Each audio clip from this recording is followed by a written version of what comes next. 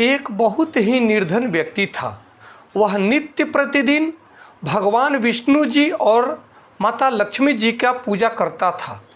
एक बार जब दीपावली के दिन उसने भगवती माता लक्ष्मी की श्रद्धापूर्वक पूजा अर्चना की तो उसकी आराधना से माँ लक्ष्मी प्रसन्न होकर उसके सामने प्रकट हुई और उसे एक अंगूठी भेंट में देकर के अदृश्य हो गई।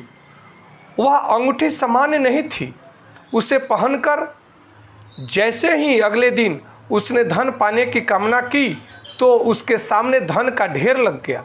वह खुशी के मारे झूम उठा। इसी बीच उसे भूख लगी तो मन में अच्छे पकवान खाने की इच्छा हुई। कुछ ही पल में उसके सामने पकवान आ गए। अंगूठी का चमत्कार मालूम पड़ते ही उसने अपने लिए आलीशान बंगला, नौकर चाकर आदि तमाम सुविधाएं प्राप्त करने की कोशिश की और प्राप्त कर ली। वह माँ भगवती लक्ष्मी की कृपा से प्राप्त उस अंगूठी के कारण अब सुख में रहने लगा। अब उसे किसी प्रकार का कोई भी दुख या कष्ट, कोई चिंता नहीं थी। नगर में उसका बहुत नाम हो गया। एक दिन उस नगर में जोरदार तूफान के साथ बारिश होने लगी। कई निर्धन लोगों के मकानों के छप्पर उड़ गए। लोग इधर उधर भागने लगे। तभी एक बुढ़िया उस बंगले में आई। उसे देख वह व्यक्ति गरज कर बोला, अरे बुढ़िया, कहाँ चली आ रही है बिना पूछे। बुढ़िया ने कहा, कुछ देर के लिए तुम्हारे यहाँ रहना चाहती हूँ।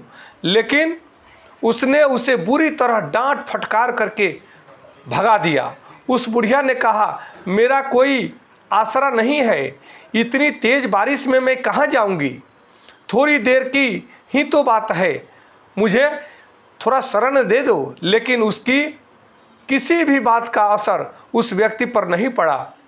जैसे ही सेवकों ने उसे द्वार से बाहर किया वैसे ही जोरदार बिजली कौंधी। बिजली चमकती है और बिजली चमक करके देखते ही देखते उस व्यक्ति का मकान जलकर खाक हो गया।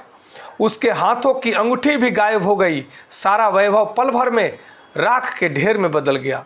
उसने आंख खोलकर जब देखा तो सामने माता लक्ष्मी जी खड़ी थी।